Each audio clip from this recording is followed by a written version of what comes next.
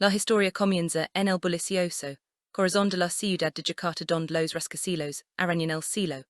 Y el ruido del tráfico nunca cesa en uno de esos imponentes edificios de vidrio y acero, se encuentra la sede de una de las empresas más poderosas del país, una corporación, líder en tecnología y finanzas liderada por un hombre que es a la vez admirado y temido, Elbert Sangat Ganas. Elbert no es solo un jefe, es un titán de la industria, su nombre es sinónimo de éxito.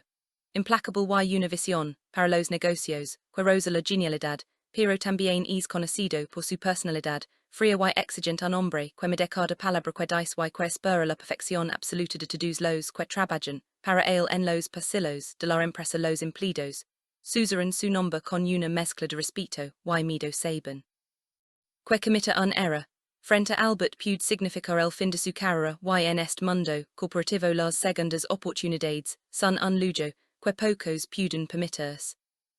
Lejos de los reflectores y el lujo de las oficinas ejecutivas, vive un joven de 20 tantos años, cuya vida es un constante esfuerzo por lograr fin de mis creció, en un barrio humilde de las afueras de la ciudad. Su madre, una mujer viuda y trabajadora incansable, dedicó su vida a criar a y a sus dos hermanos menores, trabajando desde antes del amenza hasta después del anochecer en un pequeño puesto de comida en el mercado local. Nunca olvidó los sacrificios de su madre y desde muy pequeño entendió que la única manera de cambiar su suerte era a través del estudio y el trabajo duro se esforzó en la escuela y logró obtener una beca para estudiar administración de empresas en una universidad decente, aunque no de las más prestigiosas. Después de graduarse Leo pasó meses enviando currículums decenas de empresas enfrentando el rechazo y la indiferencia una y otra vez. Finalmente, después de mucho insistir, logró ser contratado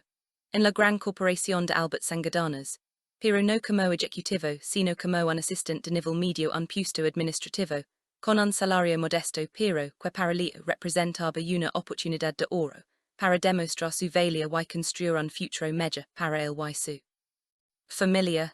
Los primeros meses de Leo en la empresa fueron de aprendizaje y adaptación. Aprendió a navegar por los complejos sistemas de la compañía, a lidiar con los diferentes departamentos y a soportar la presión de los plazos ajustados. Pero su vida cambió drásticamente el día que el asistente personal de Elbert renunció de manera inesperada, dejando un vacío que necesitaba ser llenado de inmediato. Los altos ejecutivos buscaron en los archivos del personal a alguien con el perfil adecuado, alguien que fuera organizado, discreto y que no tuviera miedo al trabajo duro para sorpresa de todos. La mirada recayó en Leo, un empleado joven y relativamente nuevo que nadie en la alta dirección conocía personalmente, pero cuyo expediente estaba lleno de notas positivas sobre su dedicación y su habilidad para resolver problemas sin hacer ruido. La primera vez que Leo entró en la oficina privada de Elbert sintió que el aire se volvía más denso. La oficina era enorme con paredes de vidrio que ofrecían una vista panorámica de toda la ciudad. El escritorio de Elbert era una losa de mármol negro, impecablemente ordenada y detrás de él con la mirada fija en su computadora estaba el hombre mismo. Elbert vestía un traje perfectamente confeccionado su rostro. Era serio y sus ojos oscuros parecían evaluar a Leo en una fracción de segundo. Leo sintió un nudo en el estómago, pero se mantuvo firme y saludó con respeto. Elbert asintió levemente y sin preámbulos comenzó a dar instrucciones sobre su primer día de trabajo. Su voz era profunda y monótona, sus órdenes precisas y sin espacio para la duda. Desde ese momento Leo se convirtió en la sombra de Elbert, encargado de organizar su agenda interminable de reuniones, gestionar su correspondencia, filtrar sus llamadas y asegurarse de que todo en su universo corporativo funcionara como un reloj suizo. Las primeras semanas fueron agitadoras. Elbert trabajaba a un ritmo que Leo jamás había imaginado posible. Las jornadas comenzaban temprano en la mañana y se extendían hasta altas horas de la noche. Había viajes de negocios del último momento, informes que prepara en cuestión de horas y reuniones donde Leo debía tomar notas de conversaciones complejas sobre adquisiciones y estrategias de mercado que apenas lograba comprender. Pero Leo no se quejaba, recordaba el rostro de su madre y las dudas que aún tenían en casa, así que apretaba los dientes y hacía su trabajo lo mejor que podía. Poco a poco comenzó entender los patrones de comportamiento de Elbert. Notó que el temido jefe tenía una ment brillante pero también una soldad profunda que perscia involvolo como un caparazón. No tiene amigos, en la oficina ni se le conocían relations personals. Fuera del trabajo, su vida perscia dedicada, por completo y de manera exclusiva a la empresa. Un día todo cambio Leo estaba trabajando esta tarde como de costumbre cuando recibió una llamada de Elbert, que se encontraba en una reunión fuera de la oficina. Elbert necesitaba, con urgencia, un archivo específico de su computadora personal, y le pidió a Leo que accediera a su equipo para enviarlo. Leo nunca había tenido permiso para tocar la computadora personal de Elbert, pero la urgencia en la voz de su jefe era inconfundible. Así que ingresó a la oficina vacía y se sentó frente al ordenador de Elbert. La computadora estaba encendida pero bloqueada, con una contraseña. Elbert se la proporcionó por teléfono, y le pudo extraer el escritorio mientras buscaba el archivo solicitado. Algo llamó su atención una ventana de aplicación estaba minimizada en la barra de tareas, mostrando un flujo de datos en tiempo real. Coincidía con los sistemas oficiales de la empresa. La curiosidad de Leo pudo más que la prudencia y abrió la ventana.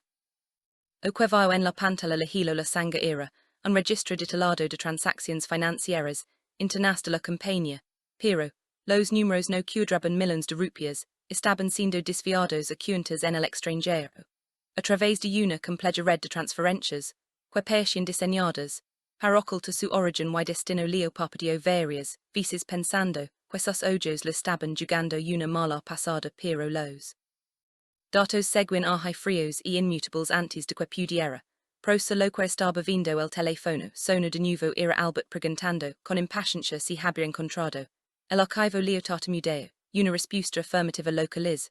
El documento solicitado y lo envió, pero su mente estaba en otro lado. No pudo dormir esa noche. Las imágenes de las transacciones ilegales daban vueltas en su cabeza. El día siguiente Leo llegó a la oficina con el semblante pálido y las ojos marcadas. Elbert lo notó de inmediato porque Elbert lo notaba todo, pero no dijo nada hasta que la jornada laboral terminó, cuando todos los demás empleados se habían ido y la oficina quedó en silencio. Elbert llamó a Leo a su despacho. Leo entró con el corazón latiendo con fuerza. Elbert cerró la puerta tras él y lo miró fijamente. Durante un largo momento, que pareció una eternidad, luego sin rodeos le preguntó que viste anoche en mi computadora. Leo sintió que el suelo se abría bajo sus pies. Intentó negar, pero Elbert levantó una mano para detenerlo. Sé que viste algo no so estúpido y los registros del sistema me muestran que ventanas se abren y cuando se que te preguntó de nuevo que viste.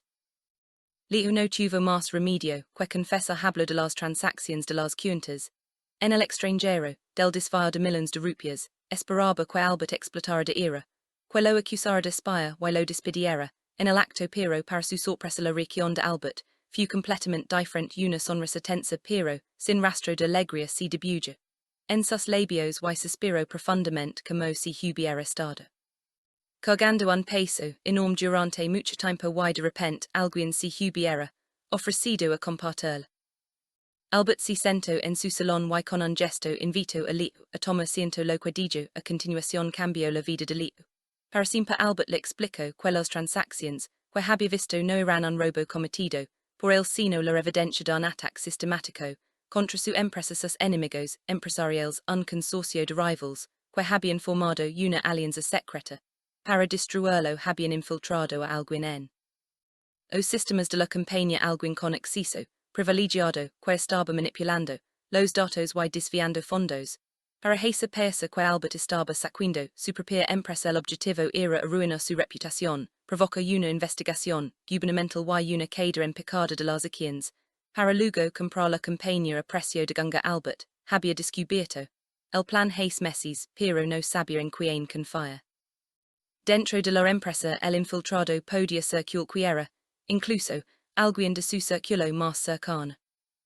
Leo escuchó la historia con la boca abierta. No odia creer que detrás de la fachada de poder y éxito de Elbert se escondiera una lucha tan desesperada y solitaria. Elbert le dijo que había estado reuniendo pruebas en secreto en su computadora personal, el único lugar que consideraba seguro, pero necesitaba ayuda. Necesitaba alguien que pudiera moverse por la empresa sin levantar sospechas, alguien lo suficientemente inteligente como para seguir sus Instructions y lo suficientemente leal como, para no traicionarlo cuando las cosas, si pusieran difíciles.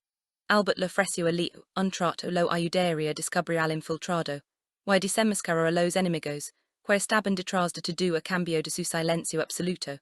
Y su ayuda incondicional Leo tenía miedo sabía que mitas en algo, así era extremadamente peligroso, estos no eran simples ladrones de oficina Irán.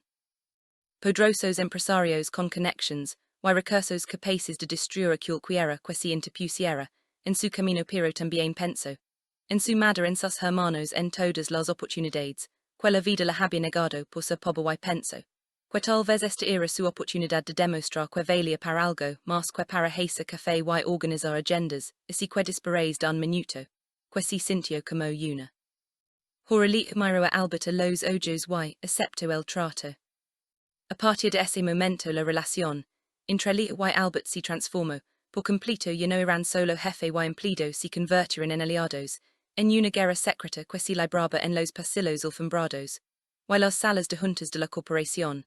Albert comenzó a entrenar a Leo en el arte de la inteligencia corporativa le enseñó, a observar los detalles más pequeños a quien entraba, y salía de la oficina a que hora. Quien hablaba con quien en la cafetería, a nota cambios, en el comportamiento de la gente le enseñó, a buscar en los sistemas, sin dejar rastros a copiar archivos de manera, segura personas sin ser notado le demostró ser un alumno. Exceptional su mente analítica, y su capacidad para recordar pequeños detalles, resulta en ser invaluables para la investigación.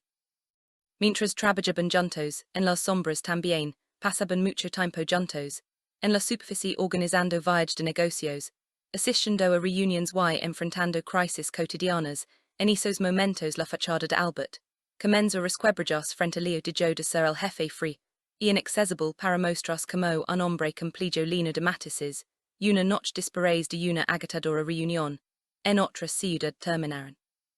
Cenando tarde en la habitación de hotel de Albert porque, todos los restaurantes estaban cerrados.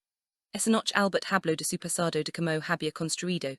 Su imperio desde después de que su propio padre perdiera todo el dinero de la familia en malas inversiones y muriera de un infarto, dejándolos a él y a su madre en la ruina. Albert juró que nunca permitiría que eso le sucediera a él ni a nadie que dependía. Él por eso era tan exigente y por eso luchaba con tanta fiereza contra quienes querían destruirlo. Leo conmovido por la historia compartió también la suya habló de su madre de su sacrificio de las noches. En vila estudiando, con el estómago vacío mientras su madre trabajaba. En el mercado habló de su sueño de comprar una casa digna para que no tuviera que vivir en una choza con techo de lámina. Cuando Leo terminó de hablar hubo un largo silencio luego Albert hizo algo que Leo nunca había visto hacer. Antes sonrió una sonrisa genuina y le dijo, es más fuerte de lo que crees Leo, y mucho más valiente de lo que imaginas. Esa noche algo cambió entre ellos la barra del jefe. Y el subordinado se desvanció, reemplazada por un vínculo de respeto mutuo y una incipiente amistad que ninguno de los dos se atrevía a nombrar. Investigación continuó y las piezas del rompecabezas comenzaron a encajar después de semanas de seguir pistas. Falsas y callejones sin salida Leo finalmente identificó. Al infiltrado era un hombre de confianza dentro de la empresa alguien que trabajaba directamente con Albert desde hace más de una década su propio jefe de seguridad informática, un hombre llamado Beauty que siempre había sido leal y efficient Beauty era. Quien había diseñado los sistemas de seguridad de la compañía, y por lo tanto era la única persona con el conocimiento. Y el exceso necesario para desviar los fondos, sin ser detectado durante tanto tiempo, cuando Leo le presentó las pruebas a Albert la decepción y la ira en sus ojos fueron difíciles de ver. Albert había confiado en Beauty más que en casi nadie lo había ascendido, lo había defendido y lo había considerado un amigo. Con el infiltrado identificado ahora tenían que descubrir quiénes eran los verdaderos cerebros detrás del complot, los enemigos que movían los hilos desde las sombras. Albert y Leo sabían que si confrontaban a Beauty directamente él podría destruir las pruebas restantes y ellos nunca podrían probar nada, así que diseñaron un plan. Leo siguió a Beauty durante varios días hasta que lo vaya reunirse en secreto con un hombre en un restaurante de lujo. En el centro de la ciudad Leo tomó fotos discretamente desde una mesa cercana. El hombre con quien Beauty Sirianaya era un conocido magnate de la industria unrivaled de Albert, que siempre había mantenido una fachada de respeto público hacia el pero, que improbado codiciaba su empresa y su posición en el mercado. Amados con las pruebas de las transacciones, las fotos de la reunión secreta, y un registro de las comunicaciones, entre Beauty y el magnate, que Leo había logrado obtener hackeando el teléfono personal de Beauty, con la ayuda de un experto en seguridad, que Albert conoce de sus años de juventud tenían todo lo necesario para exponer el complot, pero Albert no quería solo exponerlo, quería destruir a sus enemigos de una vez por todas, quería que pagaran por cada momento de angustia que le habían causado a él y a su empresa, así que decidieron tenderles una trampa. Albert filtró información falsa sobre una supuesta debilidad financiera de su compañía, una información que sabía que llegaría a oídos del magnate a través de Beauty. La información falsa indicaba que Albert estaba desesperado por conseguir un préstamo urgente para evitar la quiebra, lo que haría que el magnate acelerara sus planes de adquisición hostil mientras tanto Leo y Albert prepararan un informe detallado con todas las pruebas reales y lo entregaran a las autoridades reguladoras del mercado de valores, y la policía especializada en delitos financieros todo estaba listo para el momento del golpe final. El día señalado Ligo el magnate confiado en su plan convocó una reunión de emergencia de la Junta directiva de la compañía de Albert, con la intención de presentar una moción para destituir a Albert basándose en las supuestas pruebas de mala gestión y desvío de fondos que Beauty había estado fabricando durante meses. La sala de juntas estaba llena de abogados inversores y miembros de la Junta. La tensión se podía cortar con un cuchillo cuando el magnate comenzó a hablar presentando sus acusaciones contra Albert. Todos los presents miraban a Albert esperando verlo derrumbar, pero Albert permaneció impassible con una expresión de serena confianza en el rostro. Cuando el magnate terminó su presentación y exigió la renuncia inmediata de Albert, se puso de pie lentamente, se ajustó la corbata y con una voz firme y clara dijo antes de que tomen una decisión me gustaría presentarles algo. Yo también tengo una presentación que hizo Albert activó el proyecto y en la pantalla gigante comenzaron a aparecer las imágenes de las transacciones fraudulentas, los correos electrónicos interceptados y las fotografías de Beauty reuniéndose en secreto con el magnate. El silencio en la sala se volvió absoluto cuando la magnitud del engaño se hizo evidente para todos. El magnate palideció y Beauty, que estaba presente en la sala, intentó huir, pero dos agentes de policía que habían estado esperando fuera entraron en ese momento y lo detuvieron antes de que pudiera llegar a la puerta. El magnate intentó negarlo todo, pero las pruebas eran abrumadoras y incontrovertibles. En cuestión de minutos pasó de ser el acusado a ser el acusado. Los miembros de la Junta directiva, indignados por haber sido engañados, votaron unánimemente para expulsar al magnate y a sus socios de cualquier relación comercial con la empresa y para respaldar plenamente a Albert. La policía se livró a Beauty espesado y al magnate. También aunque este último intentó usar sus influencias para evitarlo, pero las pruebas eran demasiado sólidas y la exposición pública demasiado grande, su reputación quedó destruida para siempre. Noche después de que todos se hubieran ido y la oficina quedara en silencio, Albert y Leo se quedaron solos en el despacho de Albert. La ciudad brillaba a la barba como un mar de luces y ellos estaban allí de pie en la cima del mundo que habían defendido juntos. Albert miró a Leo y por primera vez no hubo ni rastro de la máscara de jefe severo en su rostro, solo gratitud y algo más profundo que Leo no se atrevió a interpretar. Albert le dijo que sin él no habría podido hacerlo, que Leo había sido mucho más que un asistente, que había sido su aliado, su amigo y su salvador. Leo sintió una calidez en el pecho que no podía explicar con palabras, solo supo que en ese momento su vida había cambiado para siempre, que no era el joven pobre y asustado que había entrado por primera vez en esa oficina ahora era alguien que había enfrentado el peligro y había salido victorioso, alguien que había ganado el respeto y la confianza de un hombre al que todo el mundo admiraba y temía. Los días siguientes fueron un torbellino de actividad. La prensa cubrió la historia con gran detalle. Albert se convirtió En unhero a los ojos del público por haber desenmascarado una conspiración tan elaborada y leo aprecio en los periódicos como el joven asistente, que había ayudado a su jefe a salvar la empresa pero leo evitó los reflectores, tanto como pudo no buscaba fama ni reconocimiento solo quería volver su vida aunque sabía que su vida no podía ser la misma Elbert, por su parte hizo algo que sorprendió a todos nombró a leo como su nuevo director de operations un puesto ejecutivo de alto nivel con un salario y responsabilidades que leo jamás había imaginado alcanzar. En tan poco tiempo muchos en la empresa murmuran que leo si lo debía todo a su cercanía con el jefe, pero a leo no le importaba a él. Sabía lo que había hecho y como lo había hecho y hizo era suficiente para él. Pero lo más importante, que sucedió después de la tormenta, fue lo que ocurrió entre leo y Elbert ya no había necesidad de fingir ni de mantener las distancias, si habían visto, en sus momentos más vulnerables, y si habían apoyado mutuamente sin reservas, comenzaron a pasar tiempo juntos fuera del trabajo, a cenar a conversar sobre la vida más allá de la oficina. Elbert le enseñó a leo cosas, que nunca había aprendido como apreciar el buen vino, o como invertir su dinero sabiamente y leo le enseñó a Elbert cosas, que había olvidado como reír de verdad o disfrutar de una comida sencilla, en un puesto callejero sin preocuparse por las apariencias.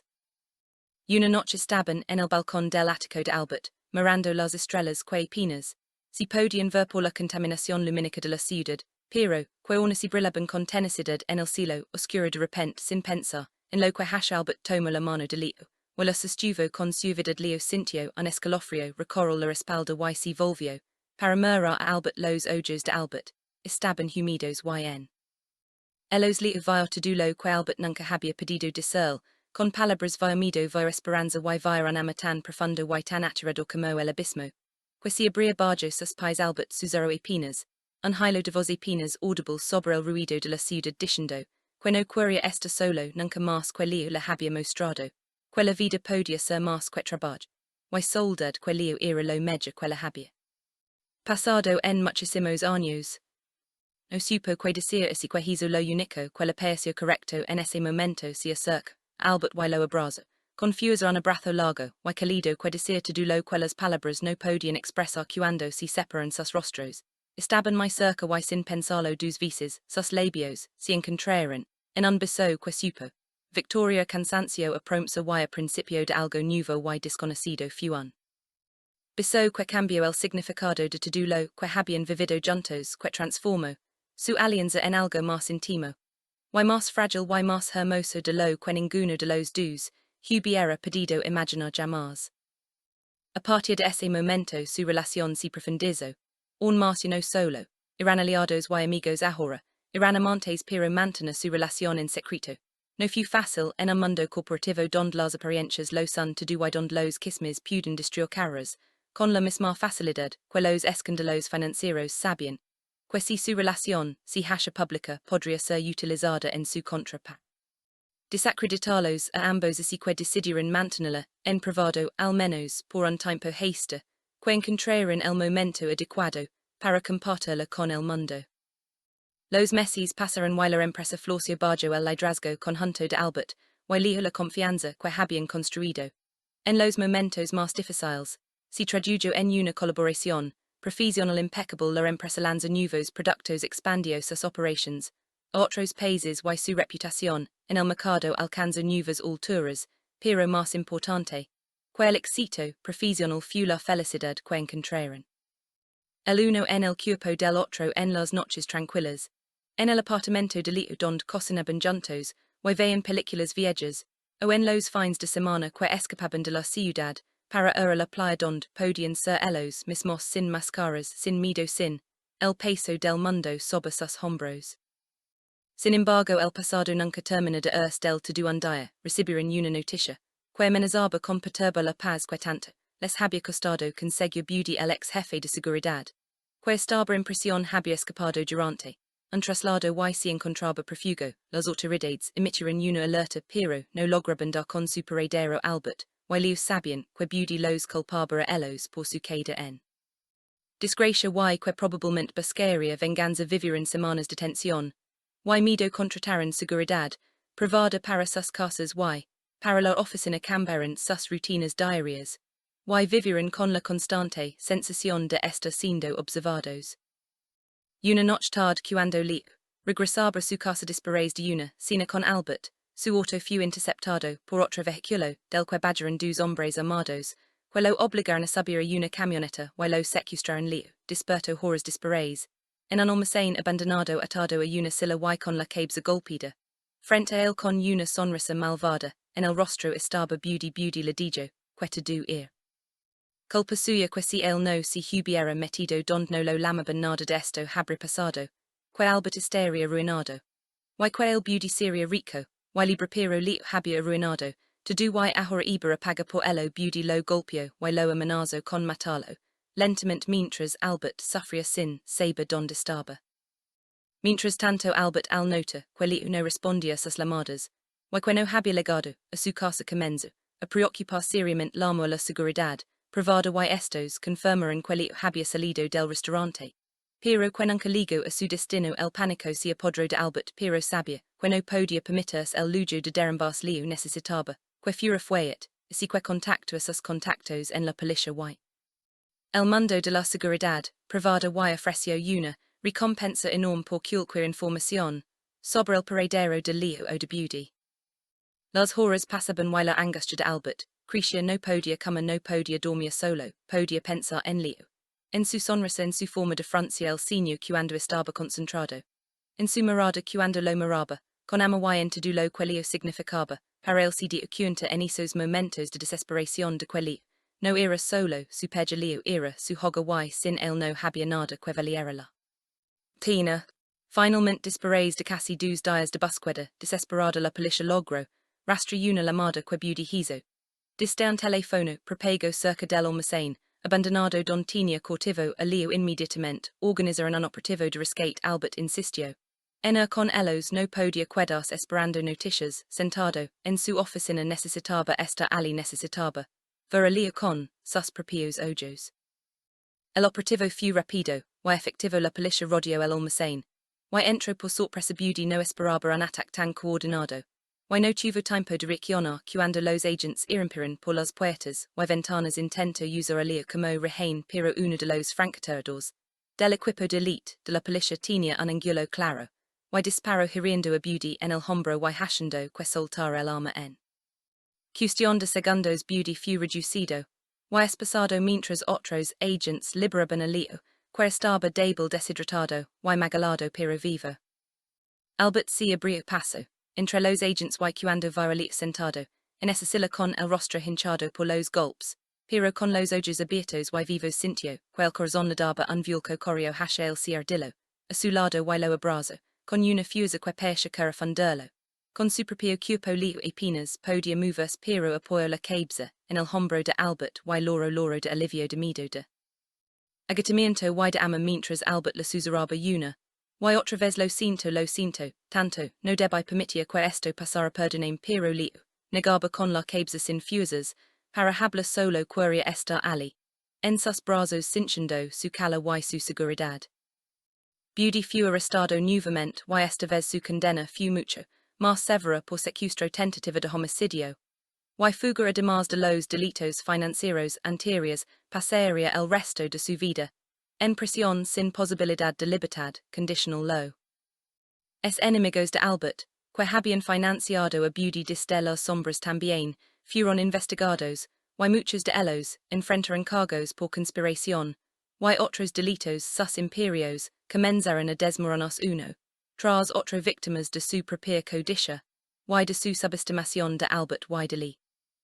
Después del rescate, Leo pasó varias semanas recuperándose en el hospital y luego en el apartamento de Albert, donde Albert lo cuidó personalmente, sin permitir que nadie más lo hiciera. Le preparaba la comida, le leía libros en voz alta para que descansara, la vista le sujetaba la mano mientras dormía para espantar sus pesadillas. Fue un tiempo de profunda intimidad y sanación donde su vínculo se fortaleció aún más. Se hizo irreposible. Aprendieron a comunicar sin palabras, solo con miradas y gestos. Aprendieron a estar en silencio juntos sin que el silencio fuera incómodo.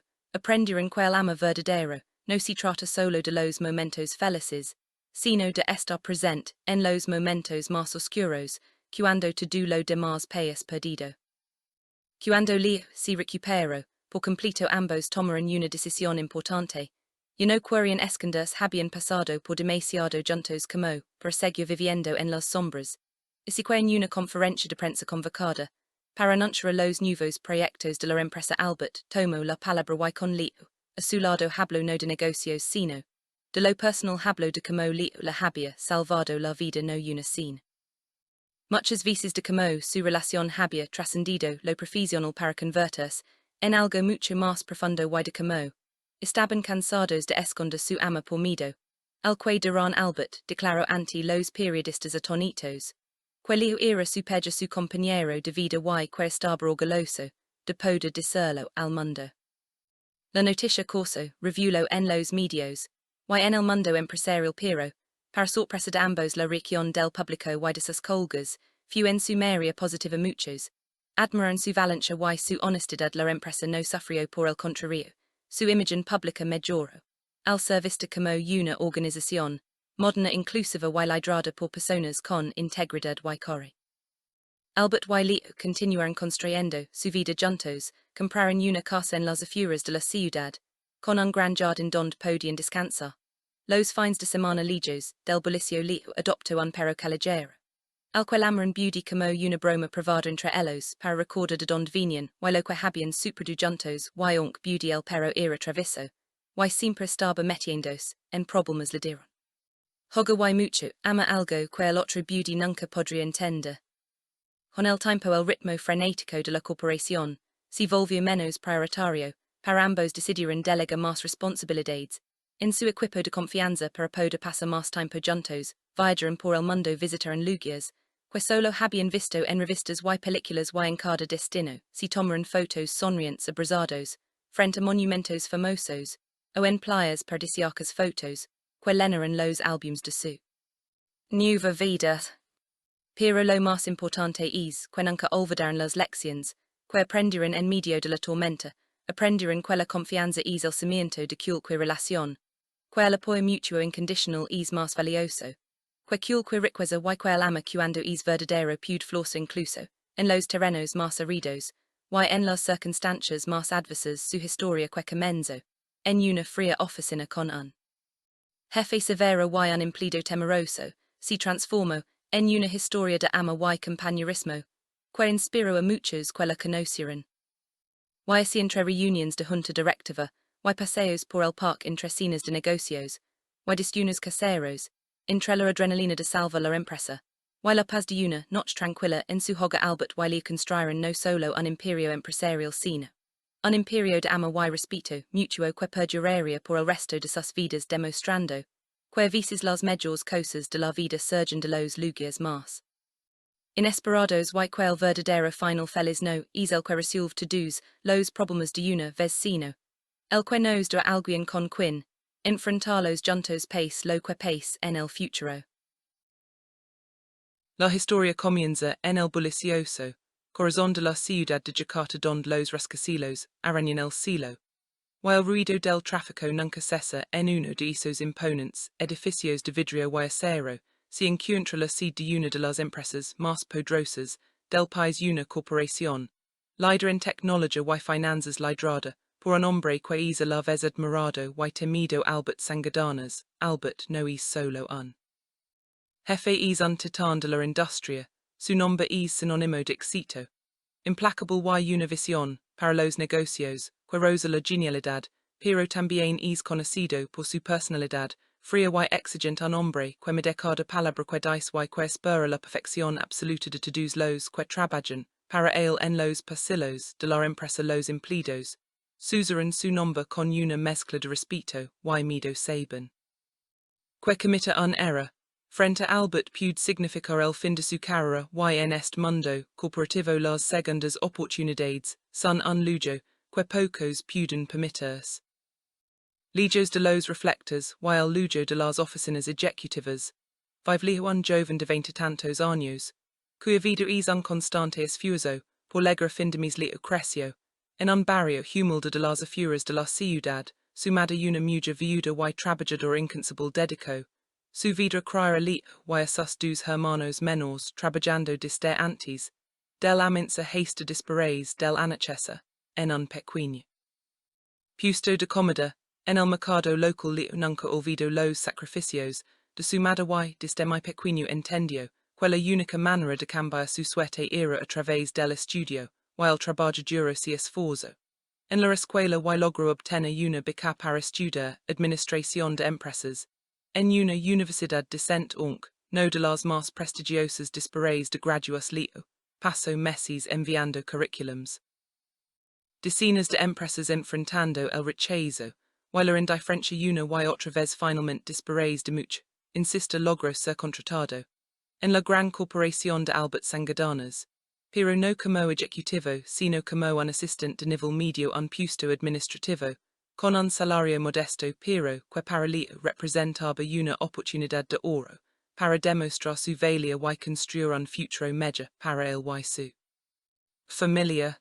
Los primeros meses de Leo, en la empresa fueron de aprendizaje, y adaptación aprendió a navegar por los complejos sistemas de la compañía, a lidiar con los diferentes departamentos, y a soportar la presión de los plazos ajustados pero, su vida cambió drásticamente el día que el asistente personal de Elbert renunció de manera inesperada dejando un vacío que necesitaba ser llenado de inmediato los altos ejecutivos buscaron en los archivos del personal a alguien con el perfil adecuado, alguien que fuera organizado discreto, y que no tuviera miedo, al trabajo duro para sorpresa de todos la mirada, recae en Leo un empleado joven y relativamente nuevo que nadie en la alta dirección conoce personalmente, pero cuyo expediente estaba lleno de notas positivas, sobre su dedicación y su habilidad para resolver problemas sin hacer ruido.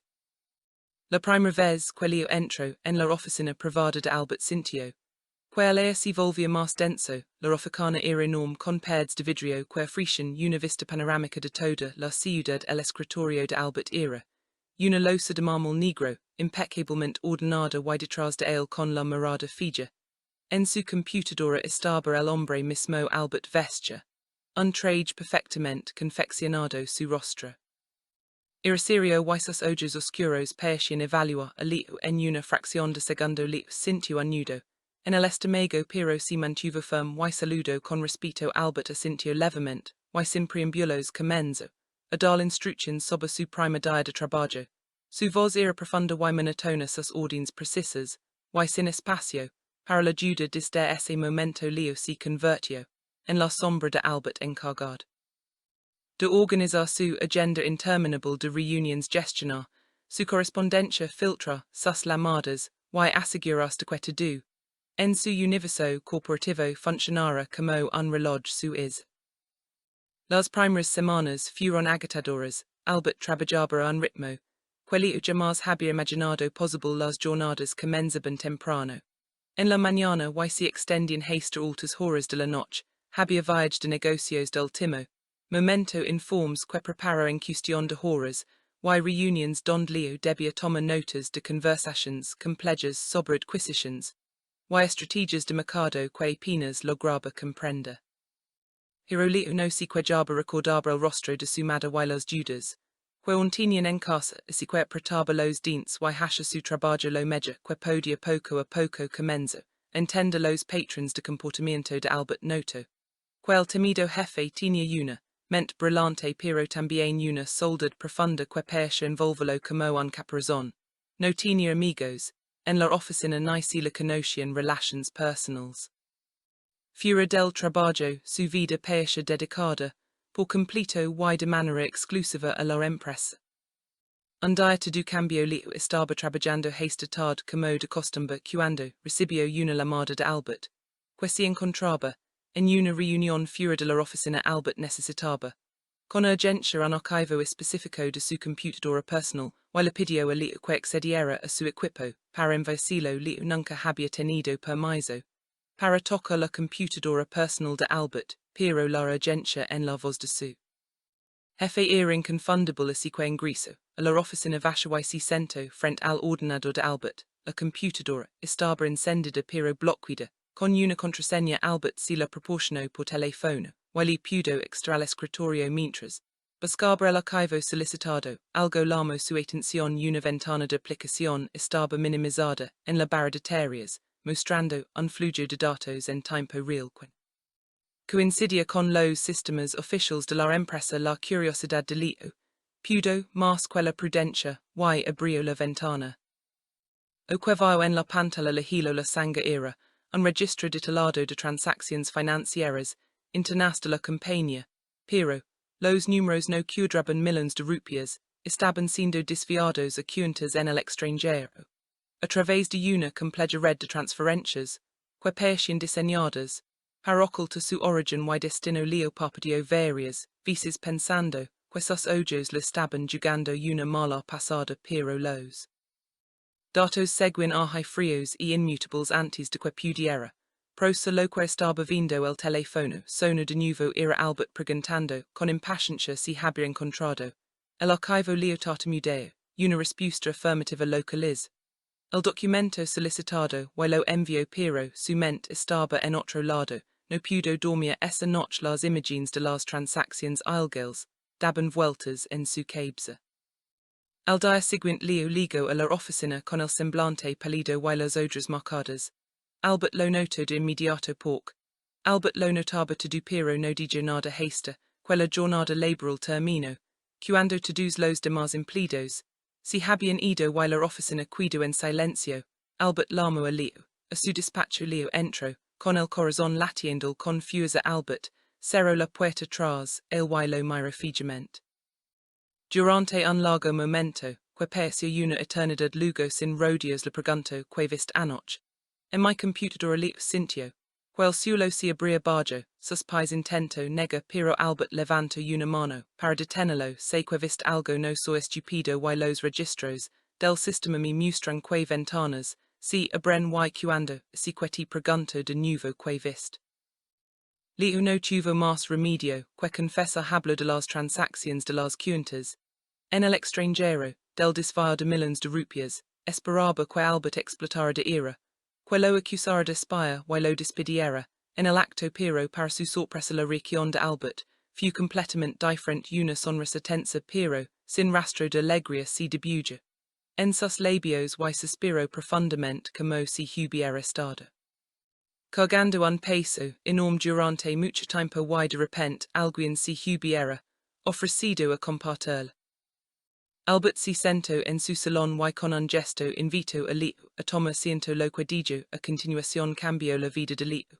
Para siempre Elbert le explicó que las transacciones que había visto no eran un robo cometido por él sino la evidencia de un ataque sistemático contra su empresa. Sus enemigos empresariales un consorcio de rivals que habían formado una alianza secreta para destruirlo habían infiltrado a alguien en os sistemas de la compañía alguien con acceso privilegiado que estaba manipulando los datos y desviando fondos para esa pesa que Elbert estaba sacudiendo su propia empresa. El objetivo era arruinar su reputación, provoca una investigación gubernamental y una caída en picada de las acciones para luego comprar la compañía a precio de ganga. Elbert había descubierto el plan 6 meses pero no sabía en quién confiar. Dentro de la empresa el infiltrado podía ser cualquiera, incluso alguien de su círculo más cercano. Leo escuchó la historia con la boca abierta. No odia creer que detrás de la fachada de poder y éxito de Elbert se escondiera una lucha tan desesperada y solitaria. Elbert le dijo que había estado reuniendo pruebas en secreto en su computadora personal el único lugar que consideraba seguro, pero necesitaba ayuda, necesitaba alguien que pudiera moverse por la empresa sin levantar sospechas, alguien lo suficientemente inteligente como para seguir sus instrucciones y lo suficientemente leal como para no traicionarlo cuando las cosas se pusieran difíciles. Elbert le ofreció a Leo un trato lo ayudaría a descubrir al infiltrado y desenmascarar a los enemigos que estaban detrás de todo a cambio de su silencio absoluto.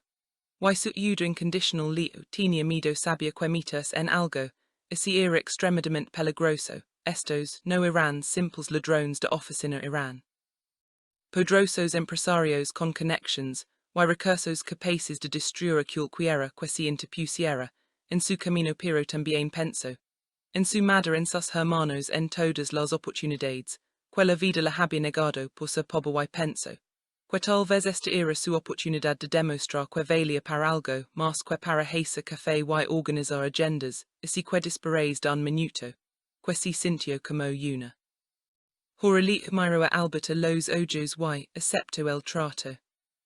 A partir de ese momento la relación entre Lee y Albert se transformó por completo y no eran solo jefe y empleado se convirtieron en aliados, en una guerra secreta que se libraba en los pasillos alfombrados, y las salas de juntas de la corporación.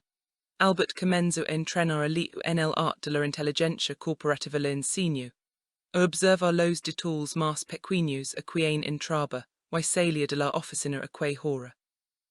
Quien hablaba con quien en la cafetería, a nota cambios, en el comportamiento de la gente le enseñó a buscar en los sistemas, sin dejar rastros a copiar archivos de manera, segura personas sin ser notado le demostró ser un alumno. Exceptional su mente analítica, y su capacidad para recordar pequeños detalles, resulta en ser invaluables para la investigación. Mientras trabajaban juntos, en las sombras también, pasaban mucho tiempo juntos, en la superficie organizando viajes de negocios, asistiendo a reuniones y enfrentando crisis cotidianas, en esos momentos la fachada de Albert comenzó a resquebrajarse frente a Leo dejó de ser el jefe free, y inaccesible para mostrarse como un hombre completo lleno de matices, una noche después de una agotadora reunión, en otra ciudad terminaron. Cenando tarde en la habitación de hotel de Albert Pork, todos los restaurantes estaban cerrados. Esa noche Albert habló de su pasado de cómo había construido su imperio desde cero después de que su propio padre perdiera todo el dinero de la familia en malas inversiones y muriera de un infarto, dejándolos a él y a su madre en la ruina. Albert juró que nunca permitiría que eso le sucediera a él ni a nadie que dependía. Él por eso era tan exigente y por eso luchaba con tanta fiereza contra quienes querían destruirlo. Leo conmovido por la historia compartió también la suya habló de su madre de su sacrificio de las noches. En vila estudiando, con el estómago vacío mientras su madre trabajaba. En el mercado habló de su sueño de comprar una casa digna para que no tuviera que vivir en una choza con techo de lámina. Cuando Leo terminó de hablar hubo un largo silencio luego Albert hizo algo que Leo nunca había visto hacer. Antes sonrió una sonrisa genuina y le dijo, es más fuerte de lo que crees Leo, y mucho más valiente de lo que imaginas. Esa noche algo cambió entre ellos la barra del jefe, y el subordinado se desvanció, reemplazada por un vínculo de respeto mutuo y una incipiente amistad que ninguno de los dos se atrevió a nombrar.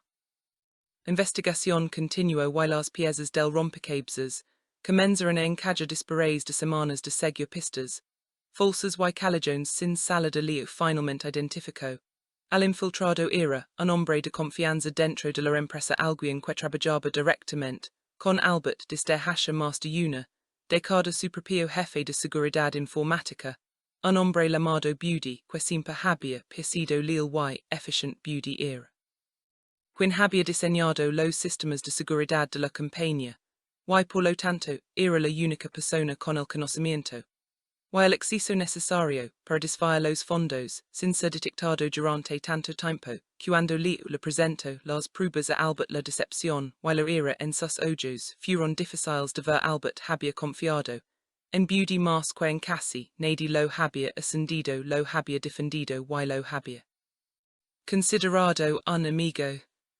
Con el infiltrado identificado ahora tenían que descubrir quiénes eran los verdaderos cerebros detrás del complot, los enemigos que movían los hilos desde las sombras. Albert y Leo sabían que si confrontaban a Beauty directamente él podría destruir las pruebas restantes y ellos nunca podrían probar nada. Así que diseñaron un plan. Leo siguió a Beauty durante varios días hasta que lo vio reunirse en secreto con un hombre en un restaurante de lujo.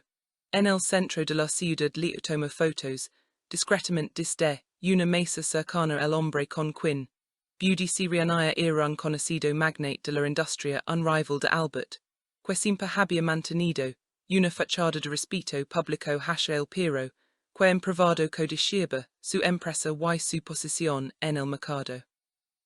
Armados con las pruebas de las transacciones, las fotos de la reunión secreta, y un registro de las comunicaciones, intrabudi y el magnate, quelio había logrado obtener hackeando el teléfono personal de Budi, con la ayuda de un experto en seguridad, que Albert conoce de sus años de juventud tenían todo lo necesario para exponer el complot, pero Albert no quería solo exponerlo, quería destruir a sus enemigos de una vez por todas, quería que pagaran por cada momento de angustia, que le habían causado a él y a su empresa, así que decidieron tenderles una trampa.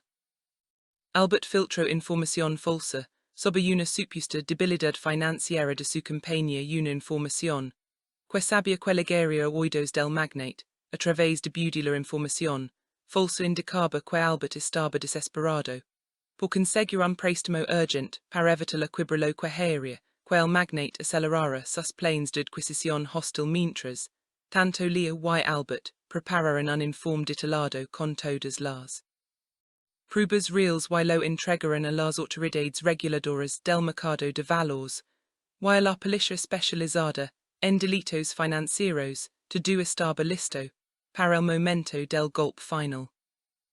El día señalado luego el magnate confiado en su plan convocó una reunión de emergencia de la Junta Directiva de la compañía de Albert, con la intención de presentar una moción para destituir a Albert basándose en las supuestas pruebas de mala gestión y desvío de fondos que Budi había estado fabricando durante meses. La sala de juntas estaba llena de abogados inversores y miembros de la Junta. La tensión sí podía cortar con un cuchillo cuando el magnate comenzó a hablar presentando sus acusaciones contra Albert. Todos los presentes miraban a Albert esperando verlo derrumbar, pero Albert permaneció impasible con una expresión de serena confianza en el rostro.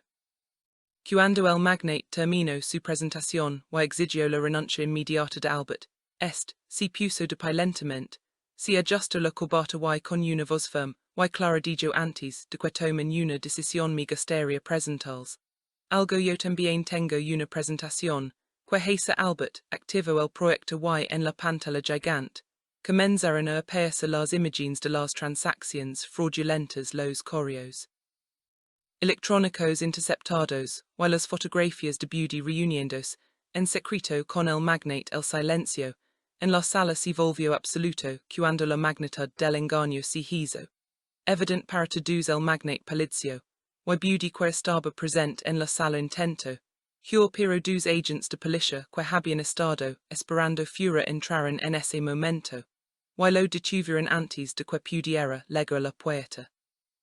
El magnate intentó negarlo todo, pero las pruebas eran abrumadoras y incontrovertibles. En cuestión de minutos, pasó de ser el acusador a ser el acusado. Los miembros de la Junta Directiva, indignados por haber sido engañados, votaron unánimemente para expulsar al magnate y a sus socios de cualquier relación comercial con la empresa y para respaldar plenamente a Albert. La policía se livró a Budi espesado y al magnate. También aunque este último intentó usar sus influencias para evitarlo, pero las pruebas eran demasiado sólidas y la exposición pública demasiado grande, su reputación quedó destruida para siempre. Noche después de que todos se hubieran ido y la oficina quedara en silencio, Albert y Leo se quedaron solos en el despacho de Albert. La ciudad brillaba a la rabaja como un mar de luces y ellos estaban allí de pie en la cima del mundo que habían defendido juntos. Albert miró a Leo y por primera vez no hubo ni rastro de la máscara de jefe severo en su rostro, solo gratitud y algo más profundo que Leo no se atrevió a interpretar. Albert le dijo que sin él no habría podido hacerlo, que Leo había sido mucho más que un asistente, que había sido su aliado, su amigo y su salvador. Leo sintió una calidez en el pecho que no podía explicar con palabras, solo supo que en ese momento su vida había cambiado para siempre, que ya no era el joven pobre y asustado que había entrado por primera vez en esa oficina ahora. Alguien había enfrentado el peligro y había salido victorioso. Alguien había ganado el respeto y la confianza de un hombre al que todo el mundo admiraba y temía. Los días siguientes fueron un torbellino de actividad. La prensa cubrió la historia con gran detalle. Elbert se convirtió en un héroe a los ojos del público por haber desenmascarado una conspiración tan elaborada y le apareció en los periódicos como el joven asistente que había ayudado a su jefe a salvar la empresa, pero le evitó los reflectores, tanto como pudo no buscaba fama ni reconocimiento, solo quería volver su vida, aunque sabía que su vida no podía ser la misma. Elbert, por su parte, hizo algo que sorprendió a todos. Nombró a le como su nuevo director de operations, un puesto ejecutivo de alto nivel con un salario y responsabilidades que le jamás había imaginado alcanzar. En tan poco tiempo muchos en la empresa murmuraron que le se lo debía todo a su cercanía con el jefe, pero a le no le importaba a él. Sabía lo que había hecho y como lo había hecho y eso era suficiente para él. Pero lo más importante que sucedió después de la tormenta fue lo que ocurrió entre le y Elbert. Ya no había necesidad de fingir ni de mantener las distancias. Si habían visto en sus momentos más vulnerables y si habían apoyado mutuamente sin reservas, comenzaron a pasar tiempo juntos fuera del trabajo. A cenar, a conversar sobre la vida más allá de la oficina. Elbert le enseñó a leer cosas que nunca había aprendido, como apreciar el buen vino, o como invertir su dinero sabiamente. Y le enseñó a Elbert cosas que había olvidado, como reír de verdad o disfrutar de una comida sencilla en un puesto callejero sin preocuparse por las apariencias.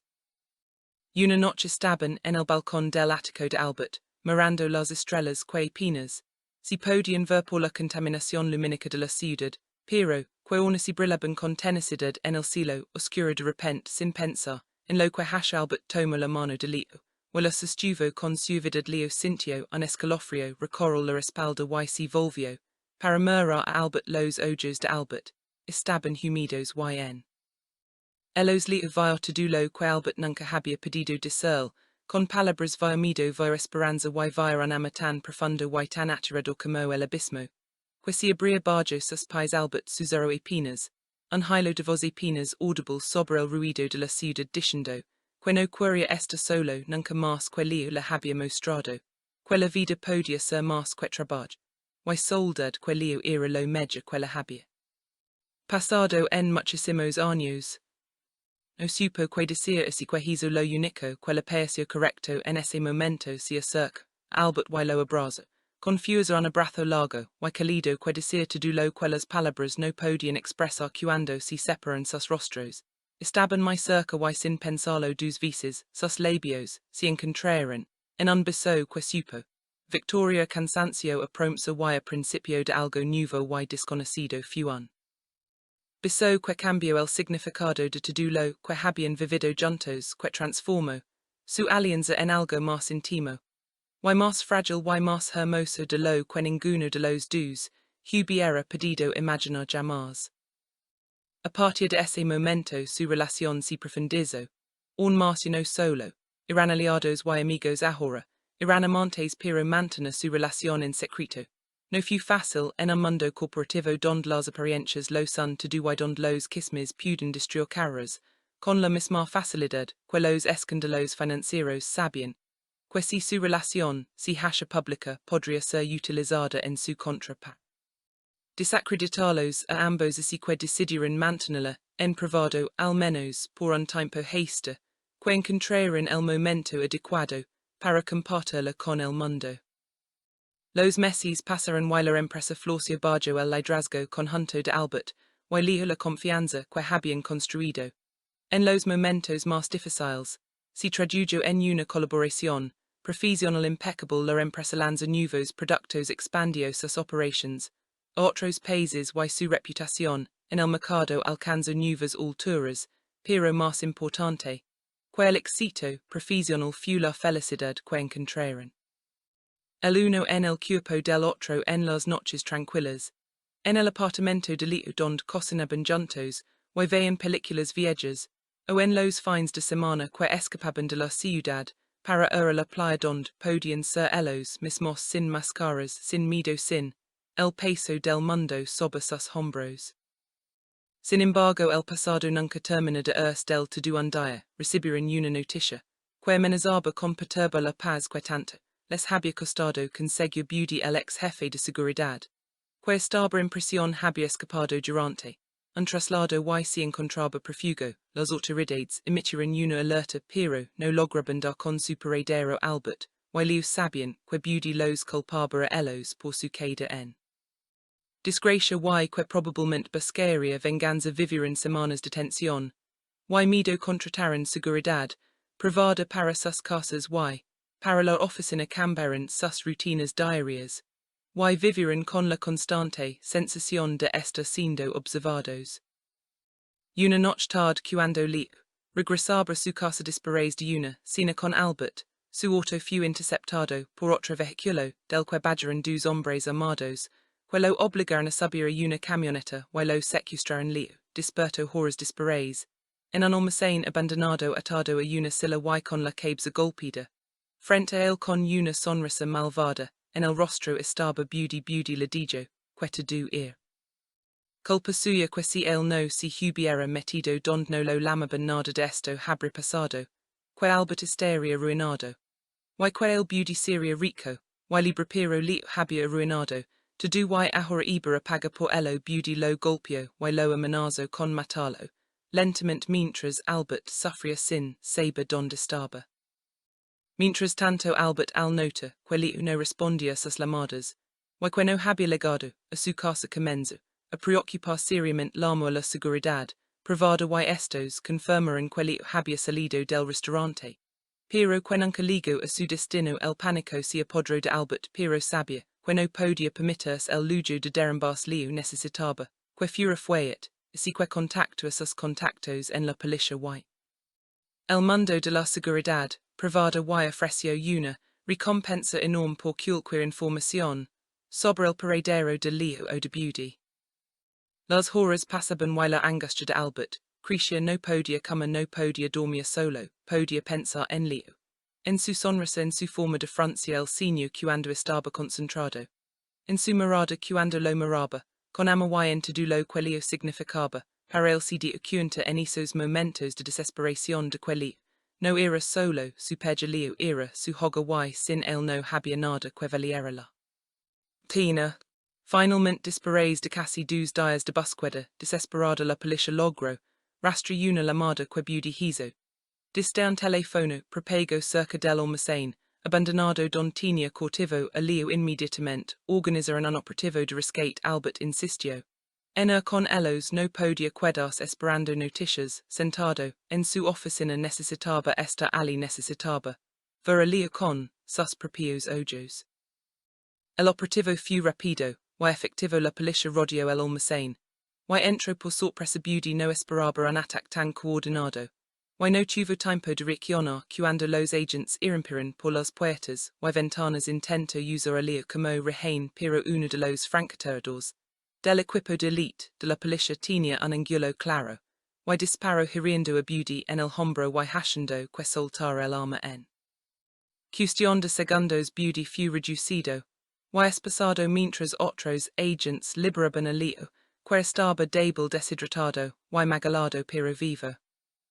Elbert se abrió paso entre los agentes y cuando vio a Leo sentado en esa silla con el rostro hinchado por los golpes, pero con los ojos abiertos y vivos, sintió que el corazón le daba un vuelco. Corrió hacia el ciardillo a su lado y lo abrazó con una fuerza que parecía fundirlo.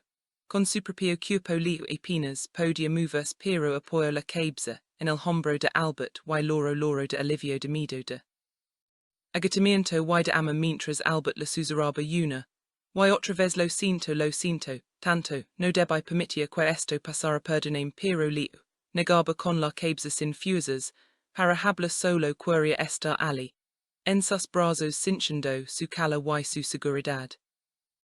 Beauty fue arrestado nuevamente y esta vez su condena fue mucho más severa por secuestro, tentativa de homicidio y fuga, además de los delitos financieros anteriores pasaría el resto de su vida, en prisión sin posibilidad de libertad, conditional low. Es enemigos de Elbert, que habían financiado a Beauty desde las sombras también, fueron investigados, y muchos de ellos enfrentaron cargos por conspiración, y otros delitos sus imperios comenzaron a desmoronarse uno, tras otro víctimas de su propia codicia, y de su subestimación de Elbert y de Lee. Esperáis del rescate Leo pasó varias semanas recuperándose, en el hospital y luego en el apartamento de Elbert, donde Elbert lo cuidó personalmente, sin permitir que nadie más lo hiciera la preparaba la comida la lea libros. En voz alta para que descansara, la vista la sujetaba la mano mientras dormía para espantar sus pesadillas. Fue un tiempo de profunda intimidad y sanación donde su vínculo se fortaleció aún más se hizo irreposible. Aprendieron a comunicar sin palabras solo, con miradas y gestos. Aprendieron a estar en silencio juntos sin que el silencio fuera incómodo. Aprendieron que el amor verdadero no se trata solo de los momentos felices, sino de estar presente en los momentos más oscuros, cuando todo lo demás país perdido. Cuando Leo se recuperó por completo, ambos tomaron una decisión importante. Y no querían esconderse, habían pasado por demasiado juntos como para seguir viviendo en las sombras. Así que en una conferencia de prensa convocada para anunciar los nuevos proyectos de la empresa, Elbert tomó la palabra y con Leo a su lado habló no de negocios sino de lo personal. Habló de cómo Leo le había salvado la vida no una sin muchas veces de cómo su relación había trascendido lo profesional para convertirse en algo mucho más profundo y de cómo estaban cansados de esconder su amor por miedo al que dirán. Elbert declaró ante los periodistas atónitos que Leo era su compañero de vida y que estaba orgulloso de poder decirlo al mundo. La noticia corso reveló en los medios y en el mundo empresarial, pero para sorpresa de ambos la reacción del público y de sus colegas fue en su mayoría positiva. Muchos admiran su valencia y su honestidad. La empresa no sufrió, por el contrario, su imagen pública mejoró al ser vista como una organización moderna, inclusiva y liderada por personas con integridad y coraje. Elbert y Leo continuaron construyendo su vida juntos, compraron una casa en las afueras de la ciudad, con un gran jardín donde podían descansar. Los fines de semana legos del bolsillo Leo adoptó un perro callejero, al cual llamaron Beauty como una broma privada entre ellos para recordar de donde venían y lo que habían superado juntos. Y aunque Beauty el perro era travieso, y siempre estaba metiéndose en problemas, le dieron Hoga y mucho ama algo que el otro Beauty nunca podría entender. Con el tiempo el ritmo frenético de la corporación se volvió menos prioritario, para ambos decidieron delegar más responsabilidades en su equipo de confianza para poder pasar más tiempo juntos. Viajaron por el mundo, visitaron lugares que solo habían visto en revistas y películas y en cada destino se tomaron fotos sonrientes abrazados frente a monumentos famosos o en playas paradisíacas, fotos que llenaron los álbumes de su nueva vida. Pero lo más importante es que nunca olvidaron las lecciones que aprendieron en medio de la tormenta. Aprendieron que la confianza es el cimiento de cualquier relación, que el apoyo mutuo incondicional es más valioso que cualquier riqueza, y que el amor cuando es verdadero puede florecer incluso en los terrenos más aridos y en las circunstancias más adversas. Su historia que comenzó en una fría oficina con un jefe severo y un empleado temeroso se transformó en una historia de amor y compañerismo que inspiró a muchos que la conocieron.